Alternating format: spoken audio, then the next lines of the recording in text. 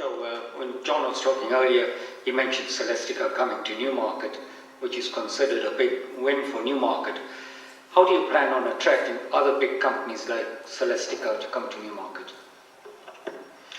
Thank you, Henry. Well, I agree Celestica was a big win. Selectron was a big loss.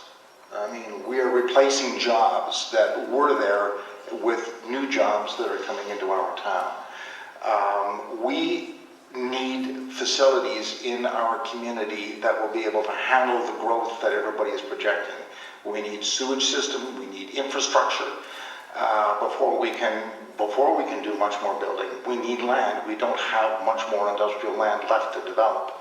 In terms of sourcing and bringing new industries and high-tech industries, as well as those associated with the medical community, I intend to use the skills that I've developed over my years of experience in business, as well as within my political connections, to actually talk to these people, to sell the benefits once we can get those benefits completed. And I'm talking about infrastructure, I'm talking about housing, and things that I know large manufacturers are going to be looking for so that they can find a solid, firm place for their employees.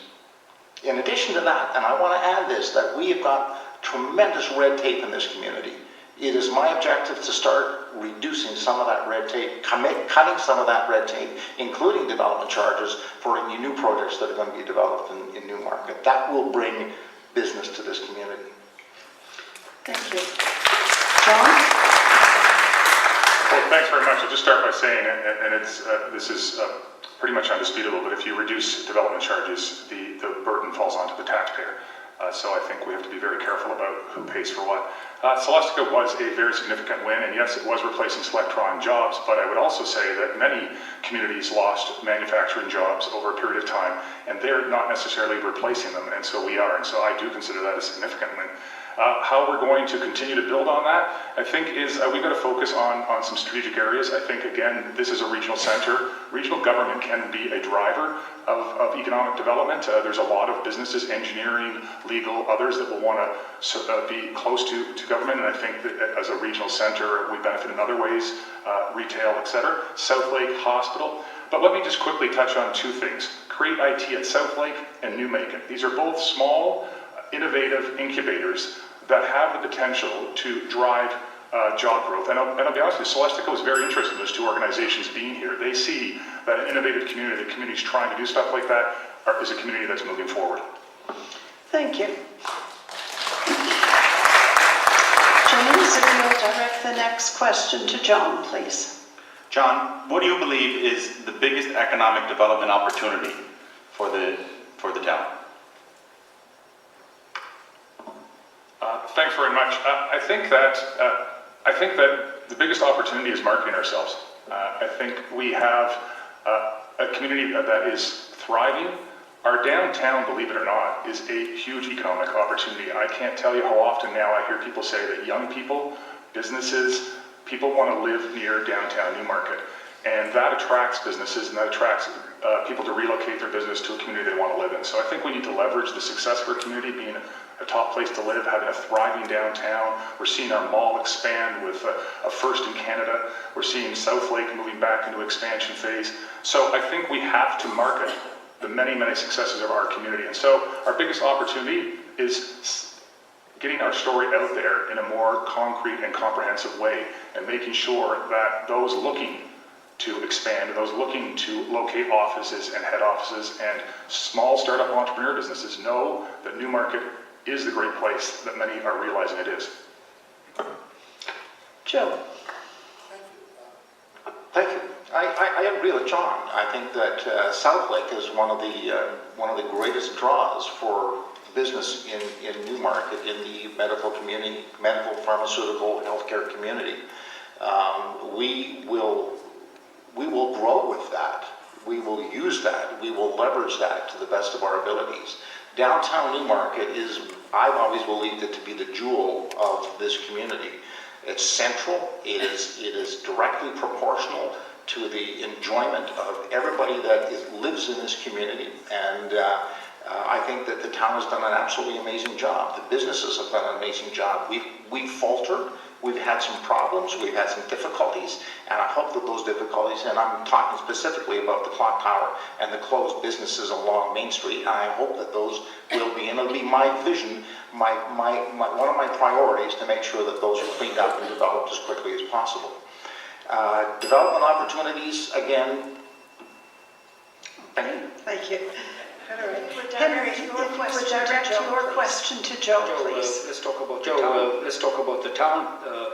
What three steps would you take? What to 3 ensure steps would you take to ensure the town is on a firm the town is on a firm financial footing? thank you, Henry. Thank you, Henry. I guess we have to look, I promised and I've committed that I would do a line-by-line review of all of the budgets and all of the expenditures that we have within this community.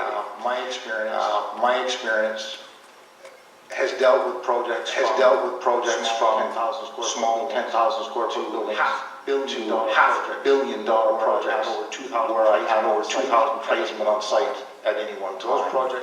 Those projects, that large project was built on time, it was a 4-year budget, it was a 4-year project, it's the North York City Center. I plan to use those skills to review each item and separate them into needs and wants. The safety of our community, the services, the maintenance of our community will not be altered, but what we're going to have to do, what we're going to have to do when we are entering into a real era of financial stress as a result of the recent budget announcements and deficits from our provincial government. We have to be more careful. We are going to have to look at items very clearly and do what we can to minimize and or still in this environment reduce taxes. That is one of my first priorities. The town currently has about $33 million in debt prior to the Newmarket farm, which is about 4.8% of own source revenues. The provincial government allows municipalities to go up to 25% of own source revenues. The town of Newmarket has a policy that caps us at 10% of own source revenues. Even with the Newmarket farm purchase, we will be at 6.8% own source revenues. This is a very healthy position. Not only that, our repayment schedule is so strong that by 2022, we'll be back down to about $35 million in debt and back down to about the 4.8% range. So it's a very healthy place to be. But more importantly, everybody talks about debt. And I think it's a great question because having a healthy financial footing is a major selling tool. It's a way to keep taxes competitive. We are we're about the average of the GTA, which is a great place to be.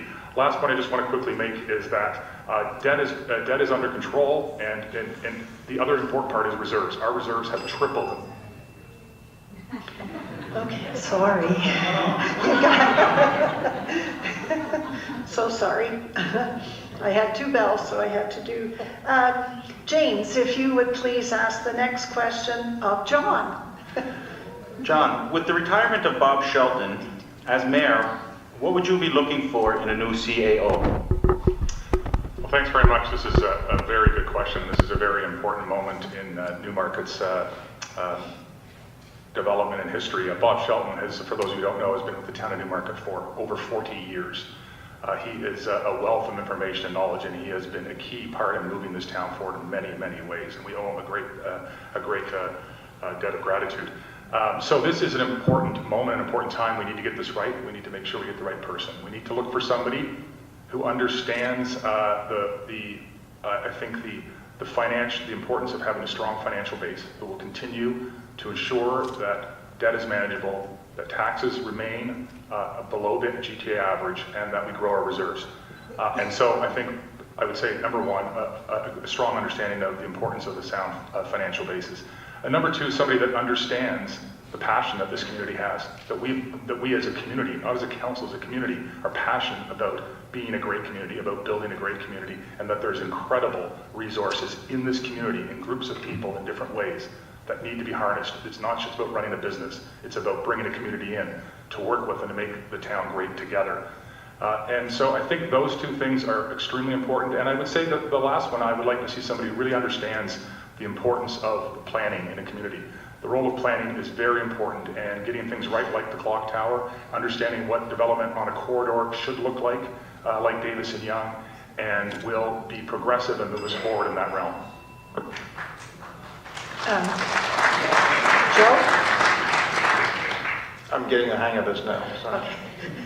I agree with John. I think that Mr. Shelton has done a marvelous job. He's going to be very, very difficult to replace. I understand the search is now underway through a search group.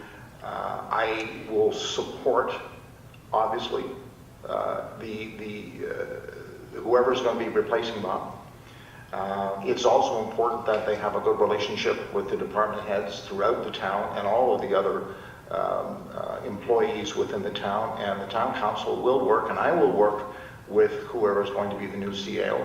I would like to see somebody with some a real solid business and engineering background, somebody who can understand infrastructure.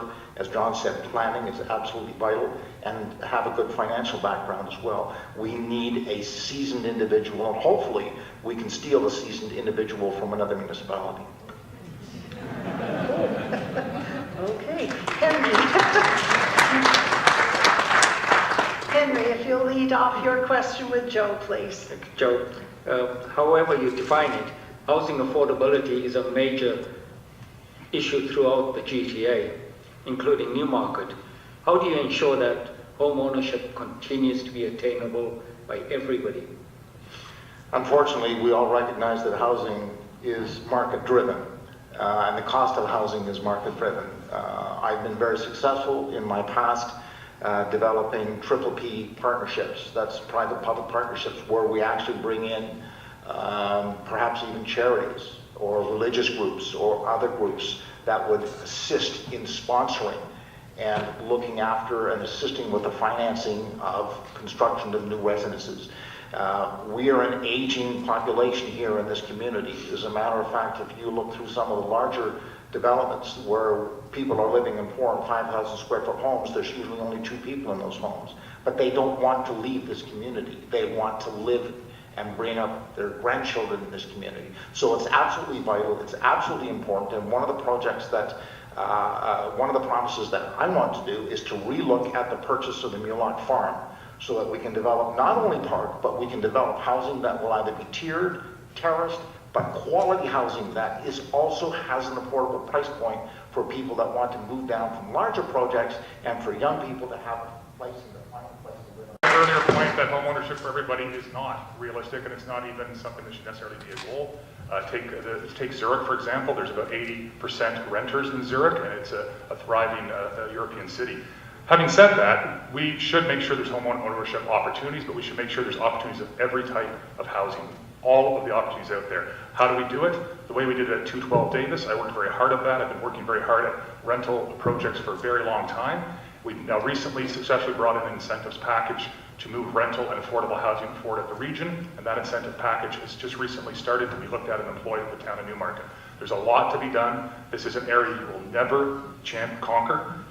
But you should always be moving the bar forward. This is an area I'm passionate about, and I will always be working on the affordable housing file. Thank you.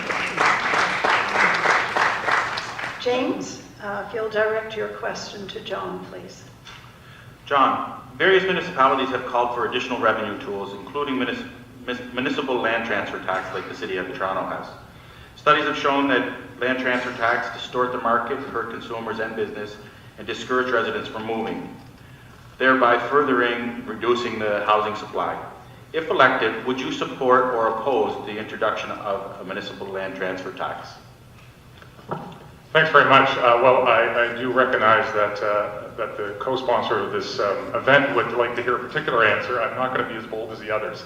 I think we have to be very careful. The fiscal environment in the future is going to get tougher and tougher for municipalities, make no doubt about it. And we need to be able to, bargain with the province and protect all those tools. So I won't swear off the land transfer tax. We need to build an amazing community, and building an amazing community requires resources. What I will say though is I will not support it in the next 4 years.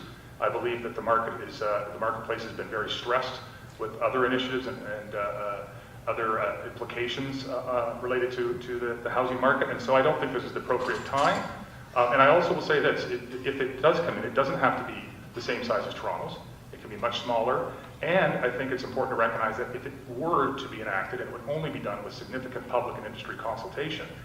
It should be dedicated towards a specific infrastructure project like the Yonge Street subway, that would advance the community significantly economically and advance the housing market. And so I think if it wasn't going to general revenues and it was for a specific major project that will move the region forward and the economy forward, I think it can be considered, but it would be post this term. Thank you. No, I would not support it. Okay.